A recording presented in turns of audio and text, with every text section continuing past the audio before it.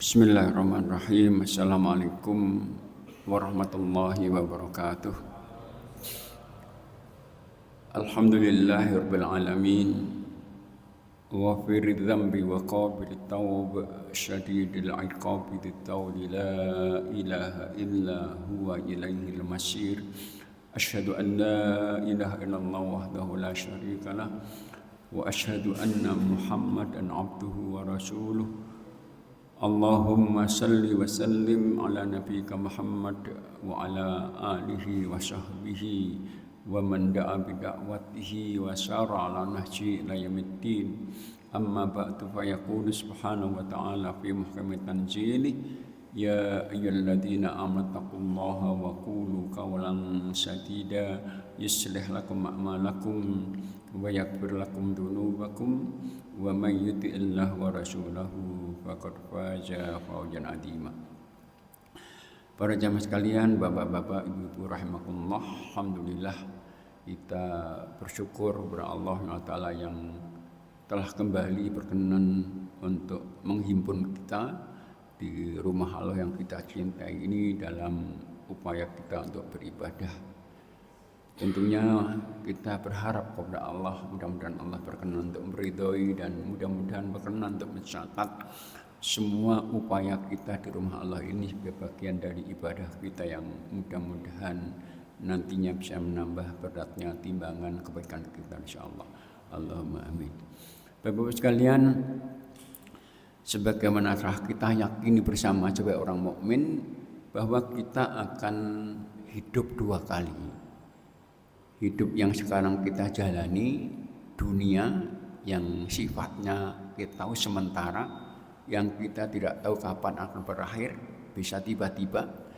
Yang kedua, kehidupan akhirat setelah nanti Allah wafatkan dan bangkitkan kembali, yang itu abadi, nggak ada batas akhirnya.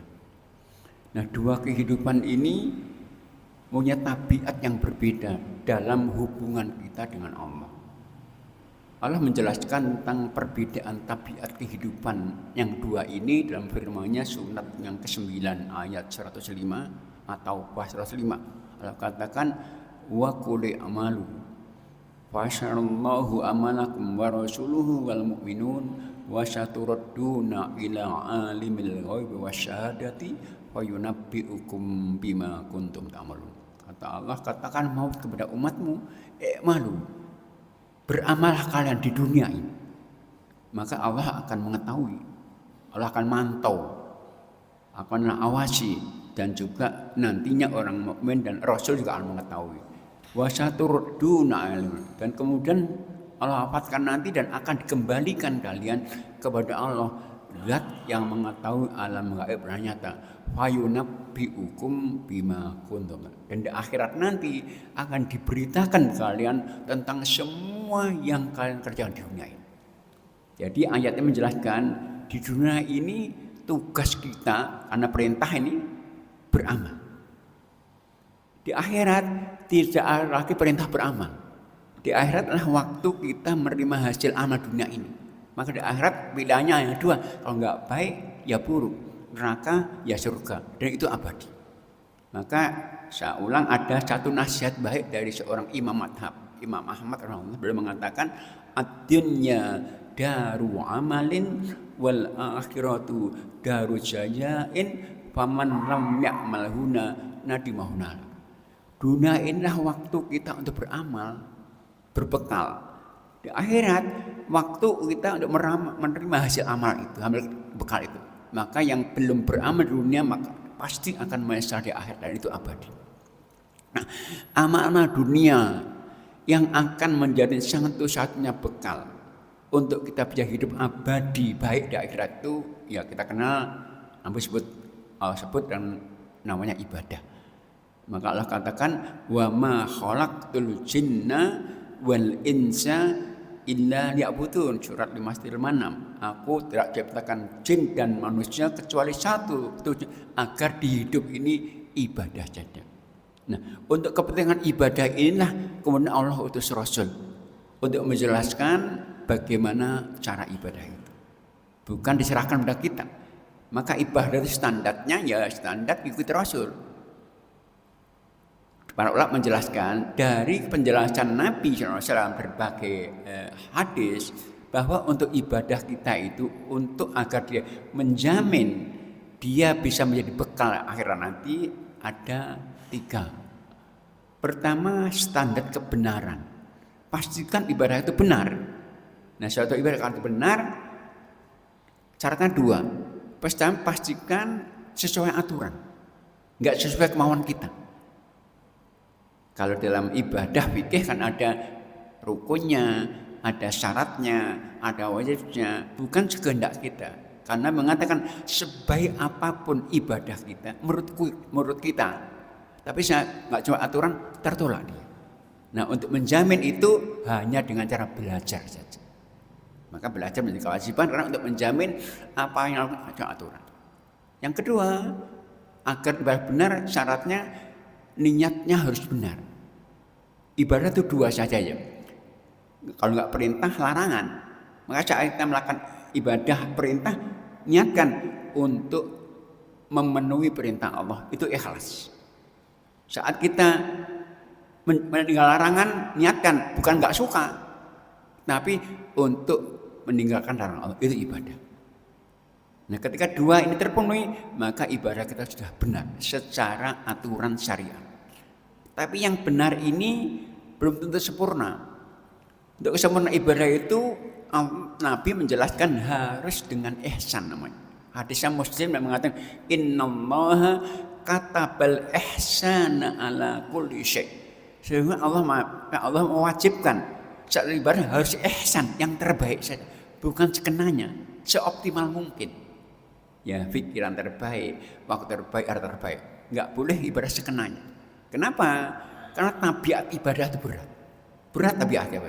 Sementara kita ini lemah.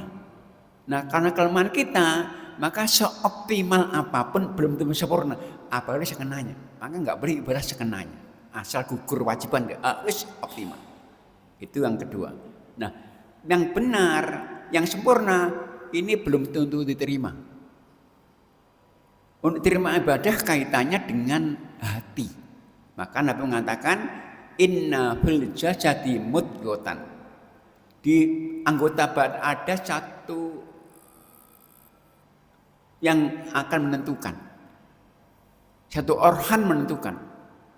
Apabila itu baik akan baik semuanya, buruk pun yaitu hati. Ibadah akan diterima kalau sudah benar, kalau hati kita bersih, namanya qalbun salim. Dalam doanya Nabi Ibrahim, surat yang ke-26 ayat 87, 88, Allah katakan wala tuhzini yauma yub'atsun yauma la yanfa'u malu wala banun illa man atallaha biqalbin salim. Ya Allah, jangan engkau hinakan aku di mana semua manusia dibangkitkan hari kiamat nanti. Hari itu manfaat, nggak ada manfaat apa-apa kecuali yang menghadap Allah dengan hati yang bersih saja. Maka kalau sebaik apapun ibadah kita, kalau nggak bersih nggak diterima, ditolak. Maka pastikan bersih itu ada kaitan dengan Allah dan manusia. Artinya jangan sampai kita punya sakit hati dengan siapa saja, dengan Allah, menduakan Allah nggak ikhlas, sakit hati. Dengan manusia muncul kedoliman satu saja yang dengannya kita merusak hubungan dengan sesama, itu rusak ibadah kita. Maka dulu pernah saya sampaikan, Nabi mengatakan orang bangkrut dari umatku itu yang menghadap Allah hari kiamat, sholatnya bagus, ibadahnya bagus, semua zakatnya, puasnya, tapi juga berdosa. Nabi sebut 4-5 dosa. Apa? Pertama mencela, kedua menuduh, ketiga memakan harta, keempat membunuh, kelima memukul. Nah, orang-orang demikianlah ibadahnya habis semuanya. Maka pasti ini. Nah, ibadah-ibadah kita yang demikian ini kita jamin benar, sempurna, kita sertai. Itu nanti penentunya saat kita mati. Di akhirnya. Maka Anda mengatakan yub'atsu kullu 'abdin 'ala ma mata alaihi. Setiap hamba Allah itu akan dibangkitkan hari kiamat, kondisinya persis kondisi bagaimana mati. Artinya kita masih dalam ikatan ibadah tidak. Husnul khotimah itu orang mati dalam kebaikan. Maka untuk menjamin agar ibadah kita itu kita sampai mati, itu jaminannya kata kunci adalah istiqomah. Maka Nabi pernah mengatakan sahabatnya begini. Ada sahabat namanya Sufyan bin Abdullah Al-Thaqafi. Minta nasihat ya Nabi, kulli fil islami qaulan la as'alu anhu ghairaka. Ya Nabi, berikan aku wasiat dalam berislam ini, ibadah ini, dengan satu wasiat pendek saja yang dengannya mencukupkan aku, enggak perlu tanya lagi aku. Maka dia mengatakan kul amantu billah tsumma istaqim. Katakan ya jawabnya, aku beriman dan istiqomahlah dengan konsekuensinya. Maka sudah cukup. Nah, karena itu mestinya agar kita itu ada jaminan untuk bisa hidup baik akhir nanti, pastikan kita mati husnul khotimah. Maka Allah pesan gini, perhatikan ibadah-ibadah kita. Evaluasi terus-menerus. Pesan Allah agar kita perhatikan terus, enggak pernah lalai. Surat 59 Al-Hasyr ayat 18, kata Allah manggil kita orang beriman, ya ayyuhalladzina amanu ittaqullaha wal tangdur nafsum ma qaddamat liqad. Wahai orang beriman, takwalah kepada Allah kalian, takutlah. Hendaknya setiap orang memperhatikan apa yang sudah persiapkan. Maka itu para ulama mengatakan, pastikan ibadah harian kita itu terkontrol, perhatikan terus. Agar saat kita mati ada ikatan ibadah, husnul khotimah. Ibadah apa itu? Semua ibadah. Kita urutannya pertama yang terpenting sekali, yang terpenting ini, karena menentukan yang lainnya. Kalau ini buruk, jangan buruk, yaitu sholat kita, perhatikan. Sholat ini menjadi ibadah penentu. Semua ibadah kita, zakat, puasa, dzikir, semuanya nggak ada apa-apa kalau sholat nggak baik. Ini menentukan. Nabi mengatakan, fa in shaluhat syarha sa'in. Kalau sholat baik, semua akan baik semuanya. Maka pastikan sholat kita itu yang paling baik, sempurna. Gimana caranya? Ada indikasinya. Pertama, pastikan kita bisa menjaga secara kontinu. Kontinuitas kita untuk menjaga sholat menentukan. Maka Allah katakan, karena pentingnya menjaga secara kontinu ini, Allah sebutkan sebagai sifat pertama dari manusia yang bisa merespon ujian hidup. Jadi hidup itu ujian terus, kata Allah surat yang ke-70 Al-Ma'arij. Allah katakan, innal insana khuliqa halu'a idza masyaru syarru jayu'a wa idza masyal khalma illal musallin alladzina hum ala. Orang yang bisa merespon ujian dunia pertama yang mampu menjaga secara kontinu. Kontinuitas ini dalam dua hal. Pertama dalam kuantitasnya, kedua dalam kualitasnya. Dalam kuantitas yaitu jumlahnya. Artinya pastikan kita itu enggak pernah menjalankan yang 5 sholat itu. Sekalipun satu sholat dianggalkan enggak sempurna.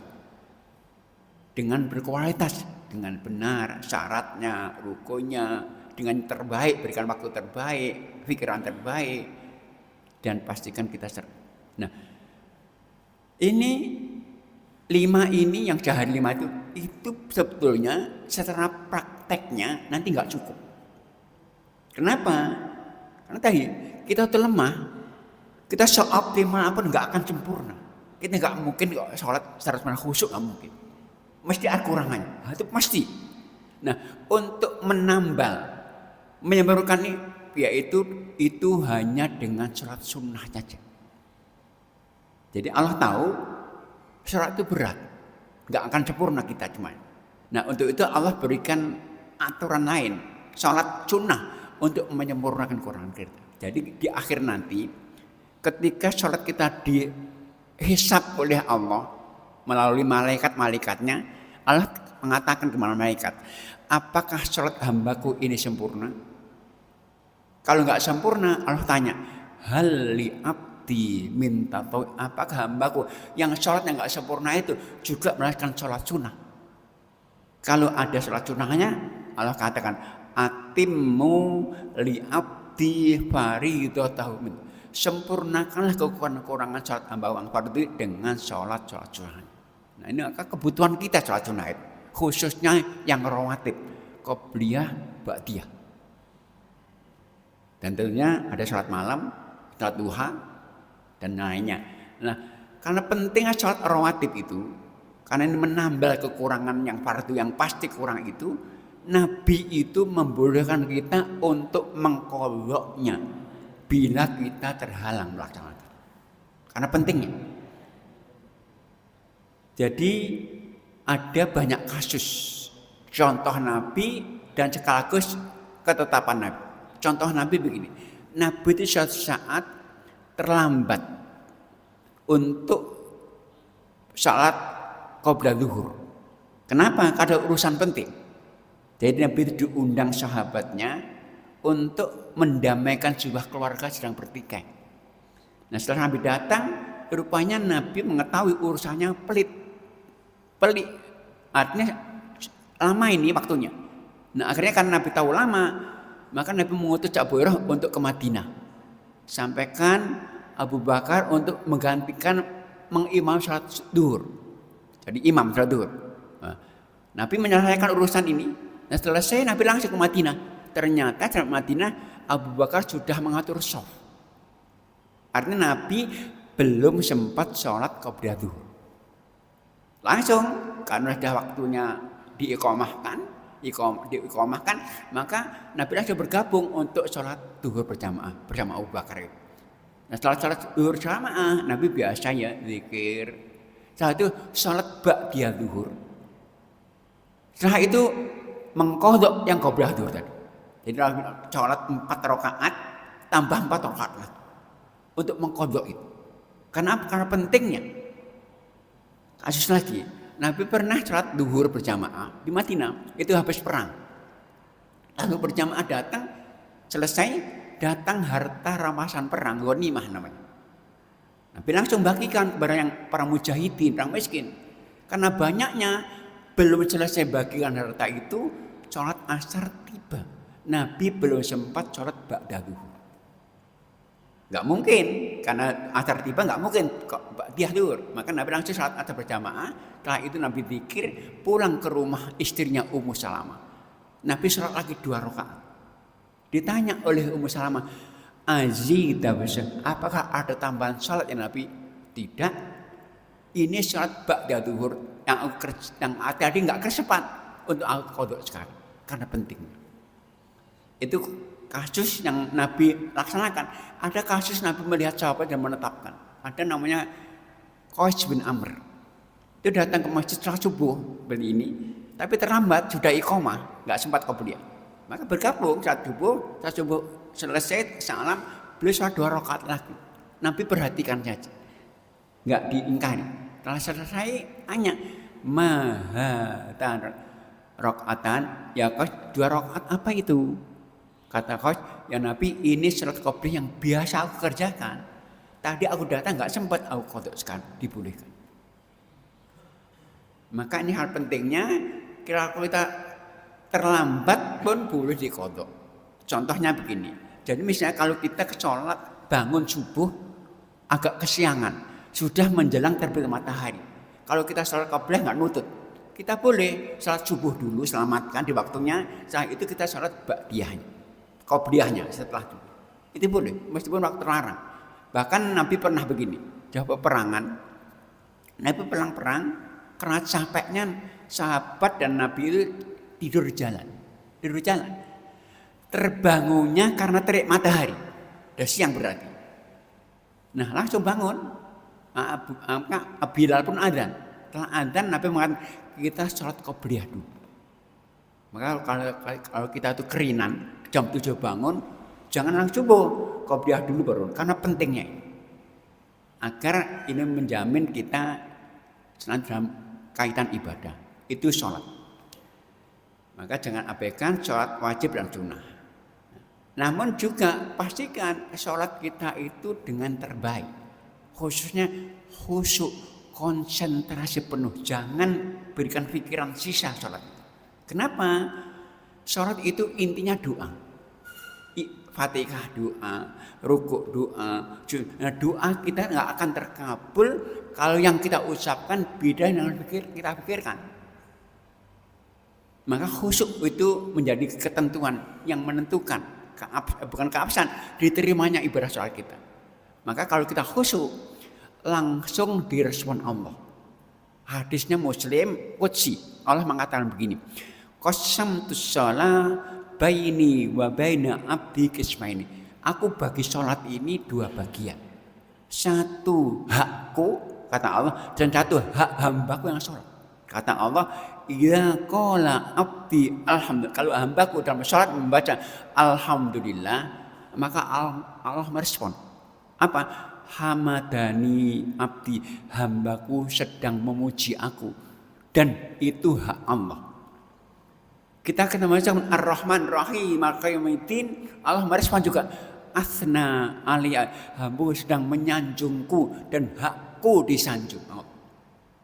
Saat kita melanjutkan iya karena butuh, iya karena nasta'in, respon Allah apa? Hadza baini wa bain abdi wa li abdi mas. Ini dua bagian. Iya karena butuh, disembah hakku. Iya karena nasta'in, tak tolong hak hambaku, yang diminta aku akan beri semuanya. Kita melanjutkan ihdinas siratal mustaqim sampai balaghdallin, respon Allah satu. Hada li abdi wali abdi. Ini hak hambaku meminta dan cuma akan keberian. Itu kalau kita khusyuk. Sholat penentu, maka pastikan yang terbaik saja. Itu pertama. Yang kedua, ibadah harian kita yang nggak boleh kita lalaikan agar kita terikat dengan ibadah terus hingga kita mati saat itu, yaitu doa dan zikir. Ini menentukan sekali. Ini ibadah ya. Nabi mengatakan ad-du'a huwal ibadah. Faqala rabbukum ud'uni astajib. Doa itu ibadah. Maka Allah katakan, wahai hambaku, doalah, aku harus bersama kalian. Sehingga kalau kita doa berarti ibadah. Dan doa dan zikir itu di samping ibadah, dia mendatangkan banyak manfaat. Apa? Pertama, doa itu manfaat untuk yang lalu dan akan datang. Karena dosa yang lalu, istighfar terampuni. Kita mempunyai hajat ke depan, doa dimudahkan. Dan doa itu merubah takdir. Kata Nabi, la yarud doa qadar illa doa. Tidak bisa merubah kalau doa saja. Maka ada hadis begini. Kata Nabi, idza da'al muslimu bidakwatin khairin la isma walakat. Ketika seorang muslim berdoa dengan yang baik, doa baik enggak boleh dua. Enggak boleh doa yang dosa. Ya Allah mudahkan aku untuk mencuri, enggak boleh. Enggak boleh silaturahmi, memutus. Kalau doa itu baik, maka kata Nabi, Allah berikan satu dan pasti tiga. Satu dan tiga. Pertama, mungkin Allah segera kabulkan doanya. Kadang-kadang kita doa berdua, teman kabulkan enggak doa, jangan menyesal. Kenapa? Mungkin Allah akan tunda, diberikan yang lebih baik lagi di akhir nanti. Kalau tidak diberikan, Allah akan hindarkan dia dari musibah buruk yang akan menimpa dia. Jadi doa itu mesti manfaat, merubah qada. Kita dapat dari ini sudah ditakdirkan kena musibah karena doa dihindarkan oleh Allah. Dan banyak manfaat sekali. Nah, doa-doa ini sekali lagi menunjukkan kita itu butuh kepada Allah. Dan Allah sangat cinta ketika hambanya butuh. Maka Allah sangat cinta orang banyak doa. Justru ketika enggak doa Allah marah. Dan setiap gerakan kita itu ada doanya. Setiap gerakan. Kita dan doa itu menjamin ya, pertama kecukupan, hidayah dan penjagaan dari setan. Maka kalau kita keluar rumah, kita doa Bismillahirrahmanirrahim la haula wala quwwata illa billah, langsung dikatakan malaikat laqad hudita wa kufita wa wukita. Sungguh engkau telah Allah berikan hidayah kamu. Allah telah berikan kecukupan dan engkau dijaga setan pun lari. Artinya kalau kita keluar mati surga, husnul khotimah. Karena kita udah beribadah, maka doa itu meskipun nggak dikabulkan, nilainya ibadah, kan doa itu ibadah. Bahkan begini, Nabi menjelaskan hadis Bukhari ini, ada 3 orang yang dijamin Allah. Kata Nabi, salah satun wawal Allah. Ada 3 orang dijamin. Kalau dia hidup, Allah akan berikan rezeki dan kecukupan. Kalau dia mati, masuk surga langsung. Apa itu? Pertama, man dakhala bait wasallam. Orang masuk rumahnya dan doa, berikan salam. Meskipun nggak ada penghuni ya. Berarti kalau kita hidup, Allah berhidupkan, kalau mati surga. Kedua, orang ke masjid. Jadi kata Nabi, orang kemarin ke masjid itu yamin jamin Allah. Kalau dia hidup, Allah berikan kecukupan. Kalau mati, surga langsung. Sebaliknya, kalau kita nggak doa saat bergerak, maka setan mengganggu kita. Maka Nabi mengatakan, orang kalau masuk rumah nggak menyebut nama Allah, nggak bismillah, nggak assalamualaikum, langsung setan masuk bersamanya dan ngajak temannya. Kita punya kawan tidur, kita nggak terjagain. Kita makan nggak menyebut nama Allah, langsung setan makan bersama kita. Nah, karena pentingnya doain makan, Nabi kalau lupa diqodhoknya. Orang kalau makan lupa basmalah, setelah lupa qodhok. Bismillahi awal wa akhir. Jadi semua gerakan ada doanya. Kita bahkan mau berhubungan sama istri ada doanya. Masuk kamar kecil doanya. Kamar kecil itu tempat setan berdoa. Sebersih apapun nggak akan bisa. Nah, untuk kita terjamin gangguannya, kata Nabi apa? Baca doa. Bismillahi Allahumma inni a'udzubika. Itu jamin dek. Nah, kali doa itu sekali lagi menjamin kita dijaga dari setan. Maka Islam itu sempurna. Allah katakan surat yang kedua 208, ya ayyuhalladzina udkhulu fis-silmi kafah wala tattabi'u. Islam itu sempurna. Kalau kalian nggak sempurna, setan berarti ikut angka setan. Jadi kalau kita nggak doa, nggak melakukan sunnah, itu langsung setan. Kita nguap, ya doanya doa, nutup. Kalau nggak tutup, masuk setan. Otomatis itu. Jadi zikir doa itu suatu yang penting sekali. Karena apa? Akan menjamin kita hidup dalam ibadah. Kalau mati setelah itu, kita berarti mati husnul khotimah, surga. Karena hidup kita di akhirat, maka jangan lepas sholat pastikan, zikir-zikirnya doanya pastikan. Bahkan begini, orang baca subhanallah itu 100 kali pagi hari. Jaminannya apa? Pahalanya seperti memberikan budak 10 budak. Budak itu 1 pun mahal. Akan dihapus 100 dosanya. Ditulis 100 kebaikan dan dijaga dari setan. Itu hadis katanya orang kalau di pagi hari baca subhanallah 100 kali, pahalanya saya memberikan budak 10 budak, akan ditulis 100 kebaikan, dihapus 100 keburukan dosa dan dijaga dari setan sampai sore hari. Semua baca la ilaha illallah wa la ilaha sama. Jadi sekali lagi jangan mengabaikan doa. Kalau kita nggak apa doanya minimal basmalah ya. Kita mau keluar rumah nggak apa bismillah minimal, tapi upayakan untuk apa? Kalau nggak apa basmalah cukup bismillahirrahmanirrahim. Sebut nama Allah saja, itu menjamin. Karena nama Allah kalau sebut nggak ada yang bahayakan. Maka ada hadisnya kan Bismillahilladzi la yadurru ma'asmi syai'un. Bismillah. Dengan nama Allah saja nggak ada yang bisa mengganggu kita. Maka minimal bismillah saat apa saja. Kalau enggak kita hafal doa, kalau apa doanya bagus, kalau enggak apa minimal bismillah. Saya melakukan gerakan, perbuatan, masuk rumah, keluar rumah, mau semuanya. Ini harian kita harus kita jamin. Untuk apa?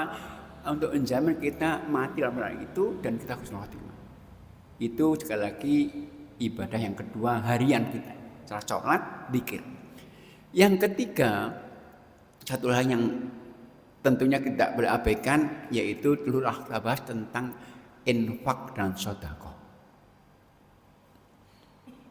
Jadi di akhir nanti ada 4 yang akan Allah tanyakan langsung saat kita dihisab itu. Pertama, tentang umur kita. Untuk apa kita isi aktivitasnya? Hari-harian kita itu untuk apa? Nah, kalau kita evaluasi ini kita akan malu ya. Artinya apa? Kita setiap hari itu akan ditanya Allah nanti. Jadi pertama kali umur kita. Artinya kalau kita evaluasi harian misalnya, kita 24 jam hari ini, malam hari. Kita evaluasi di akhir malam, ditanya untuk apa? Artinya yang nilai ibadahnya lebih banyak mana? Ditimbang oleh Allah. Kita 24 jam misalnya kita kira-kira aktivitasnya ibadah nggak ibadah banyak mana? Akan ditanya nanti, ditimbang nanti. Kalau kita kuat ibadahnya, untung kita. Tapi kalau lemah ya kena pertanggung jawab. Kira-kira hari ini ibadah kita enggak ibadah banyak mana? Nah, kemudian mungkin kita telah dapat hasil 16 hari kita ibadah hari ini. Kita tadi sholat, kita zikir, kita berdoa, kita membantu anak, bantu istri, bantu orang tua. Ibadah semuanya tuh. Kita kerja untuk kepentingan keluarga. Ibadah 15 jam untuk kalau ditimbang 24 jam kuat. Itu pertanyaan kedua. Dari 15 jam, 16 jam kita ibadah itu kira-kira yang sesuai aturan berapa? Kan ada standarnya, benar, ikhlas. Nah, yang kemudian mungkin berkurang. Jadi 14 jam masih kuat. Tapi tanya berikutnya, yang 14 jam ini yang sesuai ibadah, yang sesuai aturan kira-kira yang ikhlas berapa? Ditanyain. Tapi yang kedua tanya nanti tentang harta kita. Dari mana dan untuk apa? Pada pertemuan yang lalu kita bahas tentang hal haram. Sedikit haram kita terima, apa bentuknya dari manapun, baik itu apa itu zatnya atau cara mendapatkan waris misalnya, atau cara itu akan berpengaruh pada ibadah kita. Artinya ibadah kita bisa sia-sia karena kita makan haram. Doa kita sia-sia karena haram. Nah, namun yang ditanyakan untuk apa? Artinya setelah kita pastikan sumbernya halal, pastikan keperuntungan juga halal. Yaitu apa? Infak, sedekah atau zakat. Artinya pastikan kita belanjakan untuk kepentingan yang baik. Dan infak ini bukan zakat, beda. Infak itu artinya pengeluaran dari harta kita untuk menutup kebutuhan. Siapa saja membelanjakan di pos yang baik untuk perlu anak kita, istri kita, tangga kita. Dan bagi umat Islam, infak itu mengikat yang kaya dan miskin sekaligus. Maka ada kisah begini. Dalam buku Hayatus Sahabat disebutkan, Nabi suatu saat pernah mobilisasi dana karena ada proyek kebaikan ini. Tiba-tiba sahabat miskin sekali menghadap beliau, minta izin nggak infak untuk hal itu saja. Maka Nabi tanya dengan pertanyaan begini, wabima tadkhulul jannah, dan kalau Anda nggak infak, Anda mau masuk surga dengan apa? Ini bukti iman Anda infak. Maka Allah sebutkan sifat penghuni surga itu adalah alladzina yunfikuna fis-sarra wa dharra. Mereka yang hidup dulu infaknya kaya dan miskin. Infak itu mengikat orang miskin kaya. Cuman masalahnya orang miskin infaknya apa? Nah, ini yang Allah sebutkan dalam Al-Qur'an surat 2:19. Ketika ada sisa. Jadi orang miskin itu infaknya kalau nunggu sisa. Punya uang 5.000, 3.000 untuk makan keluarganya, 2.000 sisa harus diinfakkan. Tapi orang-orang nggak miskin nggak boleh infaknya menunggu orang minta, nggak boleh menunggu sisa. Allah jelaskan itu. Sifat orang nggak miskin itu surat 70 ayat 24-25. Allah katakan walladzina fi amwalihim haqqum ma'lum lis-sa'il mahrum. Orang-orang yang muslim yang enggak miskin itu setiap dapat harta harus disisihkan sebagiannya untuk dialokasikan kepada mereka yang enggak punya, yang minta dan enggak minta-minta. Nah, orang miskin infaknya enggak boleh menunggu orang minta. Harus dia aktif untuk peduli. Dan infak ini sifatnya harian, bukan pekanan. Kenapa? Nabi mengatakan hadis Muslim, Bukhari Muslim bahkan, dia mengatakan ma min yaumin yusbihul ibadu illa wa malakan yanjilan. Enggak ada satu hari pun ketika seorang muslim, seorang bisa hidup sampai ke pagi hari, kecuali Allah ngutus setiap pagi itu 2 malaikat turun dari langit ke bumi untuk mendatangi setiap orang, setiap manusia, setiap pagi. Apa lalu doa saja. Kalau yang datangi itu infak, doa malaikat yang pertama, Allahumma a'ti munfiqan khalaf. Ya Allah, berikan hamba-hambu yang infak ini gantinya. Tapi kalau didatangi malaikat itu enggak infak, doa kedua malaikat huruf Allahumma a'ti mumsikan talaf. Ya Allah, berikan yang enggak infak itu kerusakan, enggak barokah. Nah, ini harian sifatnya. Nah, infak itu tidak ada persentasenya berapa saja. Namun syaratnya ya pertama harta yang baik, halal dan baik, bukan harta sisa. Karena Allah enggak menghendaki harta sisa infakkan. Allah sebutkan itu Al-Quran surat Al-Baqarah 264 dengan memanggil orang beriman begini.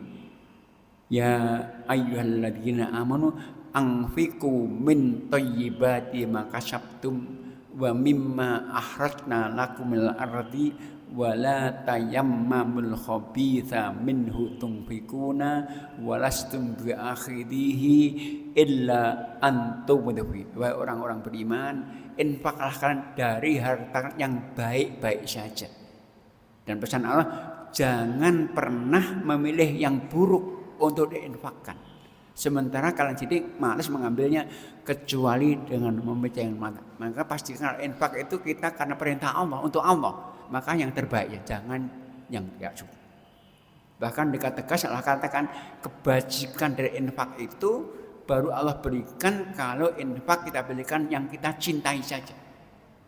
Awal juz 4-nya Ali Imran 92 Allah katakan lan tanalul birra hatta tunfiqu mimma tuhibun. Kan enggak mungkin mendapat kebajikan sampai kalian pilihkan infak dari yang kalian cintai saja. Yang sisa-sisa bekas-bekas sebagai pendukung saja, penyempurna, bukan yang utama. Yang utama yang baik. Betul.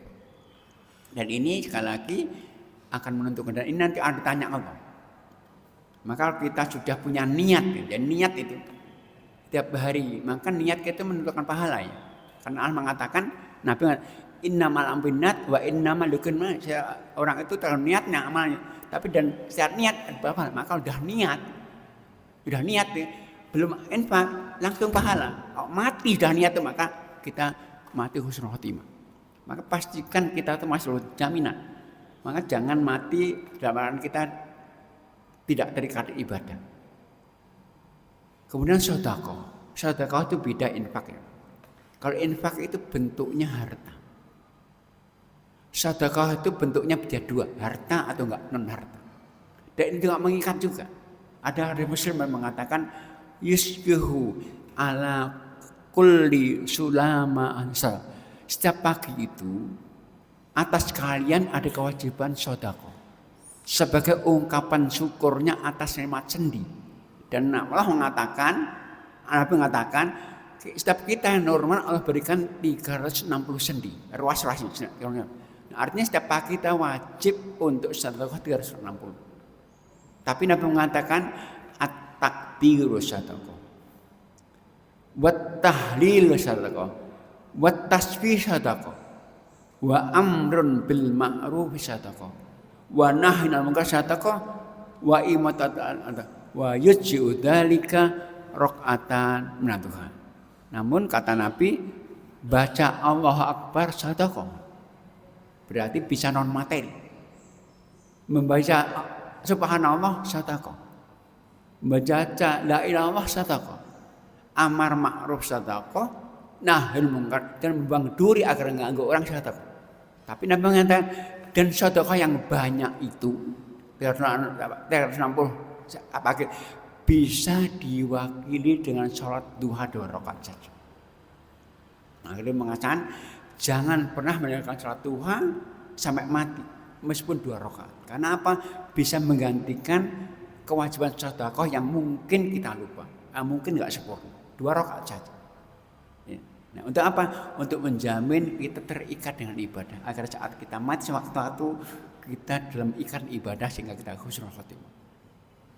Nah, itu ibadah. Yang lainnya banyaknya. Ada puasa, ada istighfar. Nah, mungkin sementara itu ya mungkin nanti kita bisa lanjutkan. Ada yang ingin menambahkan waktu kesempatan dan berjamaah sekalian sementara cukupkan. Assalamualaikum warahmatullahi wabarakatuh. Monggo kalau ada yang menambahkan bertanya. Nggih, monggo. Nggih.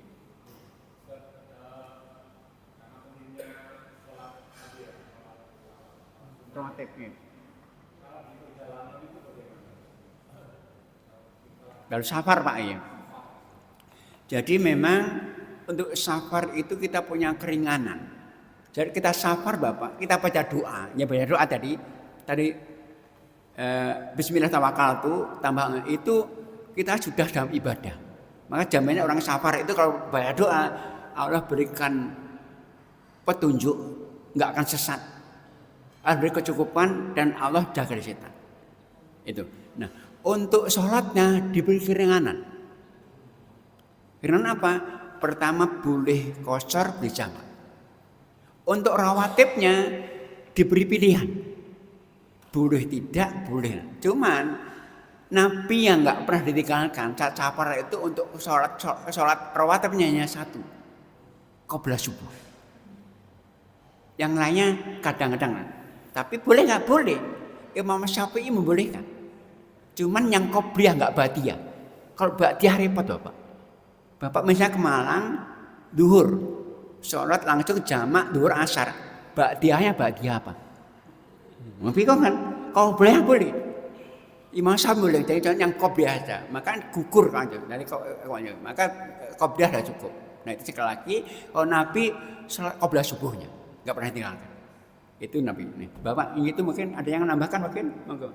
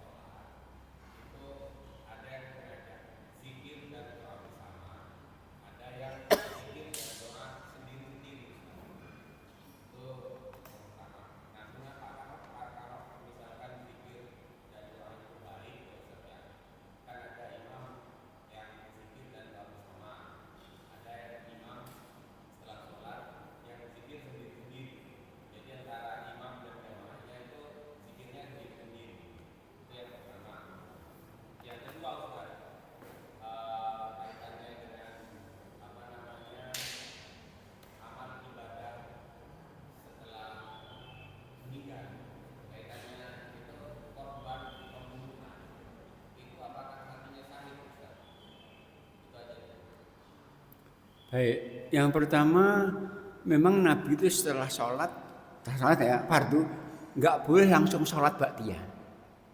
Ada zikir, ada doa. Bahkan Nabi pernah tanya begini, ayu doain asma. Ya Nabi doa yang paling Allah dengar kapan? Kata Nabi, duburos salawat, yaitu doa setelah sholat fardu. Tapi doanya Nabi pertama istighfar. Cuman jamaah atau nggak jamaah? Kalau Nabi nggak pernah jamaah. Tapi diperdengarkan karena maka Pak sahabat hafal. Nabi diperdengarkan nggak apa? Kenapa?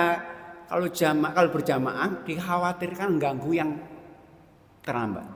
Itu saja kan. Padahal mengganggu ibadah itu nggak boleh. Tapi jangan sampai dilarang. Nggak apa aja lah. Mungkin Jadi kita biasakan, mungkin yang belum terbiasa biasakan. Cuman begini, Nabi itu pernah suatu saat di masjid sedang iktikaf zikir sendiri. Dan itu pun beliau pakai tempat sendiri. Tiba-tiba sahabatnya di sampingnya baca Quran keras. Nabi langsung menghadapnya mengatakan, kulluna munajin rabbah. Falayun, karena setiap kita sedang menyeru Allah itu, jangan mengganggu. Artinya saat kita zikir, kok yang lain ya keras, kira-kira kita bisa konsentrasi nggak? Sulit juga kan? Sulit juga kan? Tapi sekali lagi jangan, kalau doa bersama biasa, yaitu Nabi mengatakan begini, bahkan nggak ada satu kaum yang zikir, ini katakan yadkurun berarti bersama, kecuali malaikat akan mendatanginya untuk melaporkan kepada Allah Ta'ala. Jadi ada. Tapi sekali lagi untuk balas sholat itu khawatirnya apa? Khawatirnya kalau misalnya ada yang masbuk, kemudian dia berdiri sholat, kemudian zikirnya keras, ganggu enggak? Ganggu kan? Tapi nggak apa-apa, tapi asal jangan ganggu. Kira-kira bisa nggak bersama nggak ganggu? Agak sulit Pak ya. Agak sulit nggak ganggu. Karena kali ini, maka yang penting jangan saling mengganggu. Nggak apa-apanya. Tapi kalau Nabi nggak pernah zikir bersama. Bukan berarti dilarang ya, nggak apa-apa. Cuma jangan sampai mengganggu. Masalahnya bisa kita zikir bersama, nggak ganggu. Gitu. Itu aja. Itu yang pertama. Yang kedua tadi kata apa? Jadi begini, kata Nabi, mengkutila duna nafsi fahuwa syahid. Wa mangkul duna mali fahuwa syahid. Siapa yang terbunuh karena membela dirinya itu syahid. Membunuh karena membela keluarganya itu syahid. Membunuh karena menghartakan itu syahid. Maka niat itu menentukan. Kisah waktu dibunuh ya, maka pastikan kita itu dalam ikatan ibadah. Mati sewaktu-waktu lewat dibunuh, jadi kita husnul khotimah. Cuman begini, jadi sekali lagi orang pastikan kita terikat ibadah. Sewaktu-waktu mati, meskipun terbunuh itu bisa ibadah. Apalagi kalau dalam rangka membela agama, membela keluarga, membela diri, itu dari syahid. Matinya bukan mati husnul khotimah, tapi syahid. Itu mana? Jadi sekali lagi kematian itu tergantung pada saat dia mati itu apa masih ada ikatan dengan Allah enggak? Husnul khotimah itu begini, kalau matinya apa caranya apa? Terjatuh, tertabrak, apa saja. Orang safar niatnya baik dan tertabrak ya dapat husnul khotimah karena matinya dalam rangka kebaikan. Kebaikan. Maka dengan orang yang ke masjid itu langsung jaminan Allah. Kalau hidup dia dapat kecukupan, kalau mati syahid, masuk surga. Maka niat menentukan. Maka pastikan kita niat baik terus, jaga niat baik. Maka jangan pernah kita punya sakit hati, niat baik terus sehingga apa? Waktu mati cara apa-apa saja kita dalam keadaan husnul khotimah. Yang lain, yang mati enggak baik itu ketika saling membunuh. Dan niatnya membunuh. Kata Nabi, idzal taqal muslimani bisa falna wal qatil, dua orang muslim ini bertemu dengan bawa pedang masing-masing, yang terbunuh yang dibunuh masuk neraka semua. Ya carok. Nah, pas sahabat tanya, ya Nabi, yang membunuh ya, yang terbunuh kok masuk neraka? Karena ada niat membunuh juga niatnya. Jadi yang kata tacak, ya Nabi yang membunuh ya, yang terbunuh gimana? Iya masuk neraka karena dah niatnya membunuh, niat menentukan. Maka pastikan kita jaga niat waktu-waktu. Jika ada mati waktu-waktu, apa caranya kita dalam keadaan hubungan Allah. Nggak ada yang lambatkan ya.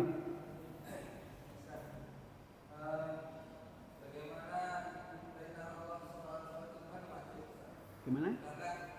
Perintah Allah tentang sholat pada orang-orang di mana wajib perintah sholat. Nah, saya mendengar beberapa ayat bahwa perintah sholat itu kan ayat itu menyandingkan dengan infak. Berarti apakah dengan menyandingkan itu infak itu hukumnya juga wajib? Yang pertama, yang kedua apakah dengan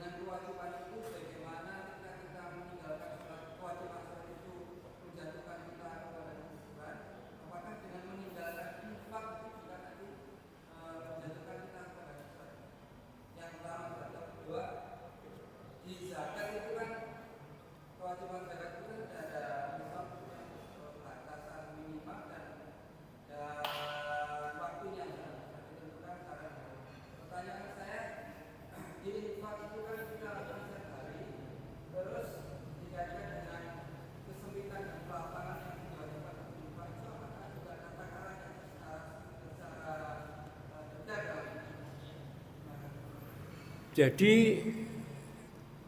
infak itu bisa wajib, bisa sunnah ya. Kalau wajib, kalau zakat wajib. Tapi pada orang kaya saja. Jadi infak itu hukumnya bisa. Jadi begini, infak itu artinya membelanjakan. Hukumnya tergantung posnya. Maka infak bisa wajib, bisa sunnah, bisa makruh, bisa haram. Karena posnya. Karena apa? Allah katakan begini, orang kafir itu infak, posnya haram. Surat yang ke-8 36 kata Allah, innalladzina kafaru yunfikuna. Orang kafir juga infak juga, tapi posnya buruk. Sama kalau kita infak di pos haram kan juga haram juga. Kita beli narkoba jadi haram, infak itu namanya belanjakan ya. Nah, sekali. Tapi yang wajib kalau tinggalkan dosa. Cuman dosanya nggak beda dengan dosa sholat. Jadi ibadah yang paling besar dosa itu meninggalkan sholat. Maka kata sahabat begini, nggak ada satu orang sahabatun yang menganggap meninggalkan dosa itu kafir kecuali sholat saja. Tapi infak beda. Nah, infak itu dosanya berbeda. Kalau itu kebutuhan pokok, jadi kita demikian. Nabi kaitkan dengan iman. Ada riwayatnya, la yu'minu man bata sab'an wajaru ja'inan. Enggak sempurna iman orang itu kalau dia tidur kenyang sementara mengetahui tanggalnya kelaparan. Berarti wajib kan? Kalau dibiarkan kelaparan berarti kita dosa iman. Makanya sekali lagi infak terlalu posnya. Dan tentunya itu mengikat orang miskin juga kalau ada kelebihan. Jadi kalau zakat wajib, cuman bedanya kalau zakat periodik, biasa setahun sekali, cap panen. Kalau infak enggak, infak itu sifatnya harian dan ada kebutuhan. Infak itu bisa, jadi satu hari bisa kita wajib infak 5 kali. Contohnya kita infak, pagi tangga kita nggak bisa makan, tahu nanti di jalan atau lagi wajib. Kalau zakat enggak periodik sifatnya, enggak boleh zakat enggak kanan, tapi periodik. Kemudian yang kedua tadi apa?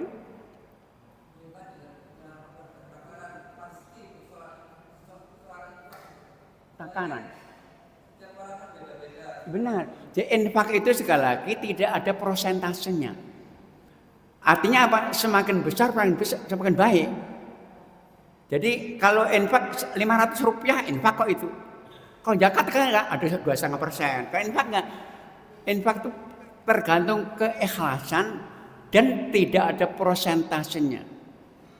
Jadi semakin besar semakin bagus. Semakin besar semakin bagus. Maka kalau kita lihat sahabat itu yang infaknya 100% terus Abu Bakar. Umar suatu saat begini. Umar pernah suatu saat pernah Umar sekarang akan melebihi Abu Bakar. Dia perang itu, dia pernah Tabuk. Ya, karena Abu Bakar infaknya terus semuanya terus. Nah, pada perang itu Umar datang kepada Nabi untuk memberikan harta yang sangat banyak sekali. Sampai Nabi tanya, "Ya Umar, madza tarok?" Tak. Ya Umar, kok banyak sekali? Yang kau tinggalkan untuk keluargamu berapa? Umar mengatakan, "Nisfahu." Masih separuh lagi, Nabi. Baru datang Abu Bakar. Banyak harta juga banyak, tapi enggak sebanyak Umar. Nabi tanya juga, "Ya Abu Bakar, madza tarok?" Engkau tinggal untuk keluar rumah apa? Kata Abu Bakar, Allah dan Rasulnya semuanya. Maka apa? Seandainya imannya Abu Bakar ditimbang dan iman umat ditimbang, maka Abu Bakar lebih kuat. Nah, katanya infak itu persentasenya nggak ada. Maka yang lebih banyak lebih bagus. Cuman lebih banyak itu masalah kuantitas ya. Artinya apa? Orang infak per orang ya, orang per orang ya. Orang infak yang kuantitasnya sedikit bisa mengalahkan yang banyak. Contohnya begini, Nabi mengatakan, sabaqo dirhamun mi'ata dirham. 1 dirham uang infak itu lebih baik dari 100 dirham. Tanya, gimana Nabi? Ada 2 orang ini, yang satu memiliki 1 dirham, diinfakkan semuanya. Yang satu memiliki ribuan dirham, yang dipakai 100, jadi persentase. Berarti yang satu itu menjadi 1 dirham lebih baik dari 100 dirham. Karena apa? Dia persentasenya 100%. Yang ini hanya berapa persen aja. Ini sekali lagi itu infak wala misal. Ada yang nambahkan mungkin?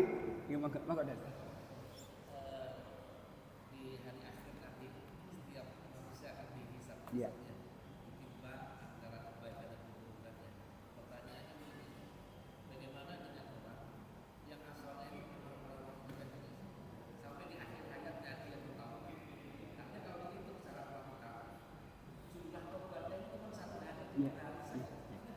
Baik. Baik. Jadi kalau kita baca buku Arba'in 42 hari, itu ada hadis yang ketiga, yang keempat. Jadi bercerita ada seorang laki-laki yang senantiasa melakukan amal baik, yaitu amalnya ahli surga, sampai diperkirakan antara dia dan kematian hanya 1 hasta saja. Tapi di akhirnya dia kafir, neraka. Ada orang melakukan kamalan neraka, maksiat terus ini, sampai dengan dia dengan neraka sudah tinggal 1 hasta, tapi di akhirnya ada taubat, masuk surga. Karena begini, orang itu kalau kafir, ya, kemudian masuk Islam, itu ada 2 kebaikan. Pertama, dosanya terhapus semuanya. Ayatnya surat 8 ayat 38. Al-Anfal, kata Allah, "Qul lil ladzina kafaru ayyantahu yughfar lahum." Motivasi orang kafir itu, kalau mereka meninggal kafir hanya langsung dosanya habis semuanya. Yang kedua, kebaikannya kafir dari asetnya. Dia sahabat nama Hakim bin Hizam, hadis Muslim ini, Hakim bin Hizam namanya. Dia seorang dermawan. Masyarakat sudah sepuh. Cara tanya, ya Nabi, asya'un atahannatu bil jahiliyah. Ya Nabi, banyak kebaikan aku lakukan saat aku kafir dulu. Ali bin, apakah dapat manfaatnya? Dan mengatakan aslamta ala ma asrafan. Ya Hakim, engkau masuk Islam dengan semua kebaikanmu. Jadi orang kafir itu kalau masuk Islam, dia dosanya habis, kebaikan banyak. Kalau dia kebaikan dulu, maka dia surga. Maka enak orang kafir kalau sebelum masnya, maka tapi jangan kafir dulu. Sebenarnya kalau kita orang Islam, kebaikan mati hapus. Maka jangan kita pernah menghakimi orang. Itu kafir enggak? Karena nggak tahu di akhir hayatnya. Jangan itu kamu neraka, itu kamu enggak. Kita nggak tahu akhir hayatnya. Jangan pernah menghakimi orang. Karena apa kita nggak tahu? Karena kehidupan ditentukan pada akhir mati nanti. Husnul khotimah atau khotimah. Engkau. Tadi dikatakan di ayat Al-Quran bahwa manusia tidak ada itu. Gimana? Dikatakan aku ciptakan jin dan manusia untuk ibadah. Iya. Apa itu artinya makhluk-makhluk Allah selain jin dan manusia itu tidak bersama? Iya. Yang kedua, kalau jin itu ibadahnya apa seperti manusia juga? Baik, jadi sekali yang diberi beban ibadah itu hanya 2, yaitu manusia dan jin. Yang lainnya makhluk yang lain ibadah saja nggak pernah maksiat. Jadi malaikat itu nggak pernah maksiat, tapi nggak dibeban. Tapi makhluk hidup semuanya itu sabbihu, cuma makhluk ini bertasbih, cuma dia nggak paham saja. Tapi yang beban yang dipertanggungjawabkan manusia. Yang ini nggak dipertanggungjawabkan, yang dipertanggungjawabkan. Itu. Yang kedua, apa lagi yang kedua? Jadi jin itu nggak punya nabi. Maka belajarnya jin kepada Nabi Muhammad, kepada kita. Mungkin bisa dibaca ya surat yang ke-46 ayat 29. Kok kata Allah, wa idz syarafna ilaika namal jin yastamil Quran. Ingatlah kalau ketika kami Allah menggiring kelompok jin untuk datang pengajian Muhammad. Falamma ketika datang mereka dengarkan semuanya, berteman-teman. Falamma qudiya setelah selesai kajian pulang mereka menjadi dai semuanya. Jadi jin itu kalau baik satu kajian dari ustaz. Kita berapa kali kajian nggak ada ustaz. Ini itu surat 4. Jadi dan jin itu belajar ke kita. Bukan, maka kita mungkin di sini ada jin yang lihat. Ini aja. Karena jin nggak punya nabi, nabinya ikut Nabi Muhammad. Nah, setiap kita tuh ada jinnya, korin namanya. Nah, korin kita tuh kafir semuanya, bisik-bisik keburukan. Jadi tentang ibaratnya seperti manusia persis. Karena ikut Nabi Muhammad, ya sholat lima fardu. Maka dikatakan jin itu kalau sholat datang nggak? Datang. Kalau jamaah itu ada yang ganggu, ada yang ikut. Ada yang ganggu namanya hijab. Jadi ada jin mengganggu itu ada hijab. Jadi jin itu sama ada kafir dan muslim. Ada yang buruk, ada yang baik, sama manusia persis. Cuman dia makhluk yang wujudnya nggak kita lihat. Cuman dia bisa menyerupai manusia. Cuman ibaratnya persis, manusia persis nggak ada bedanya. Ada yang nambahkan mungkin?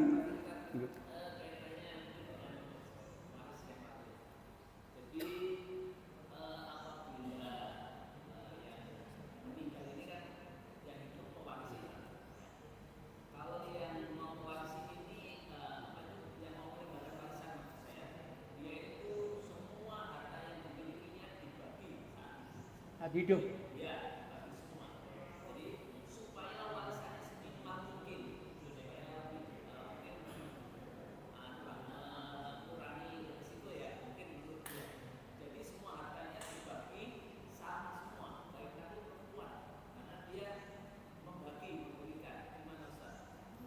Jadi namanya hibah.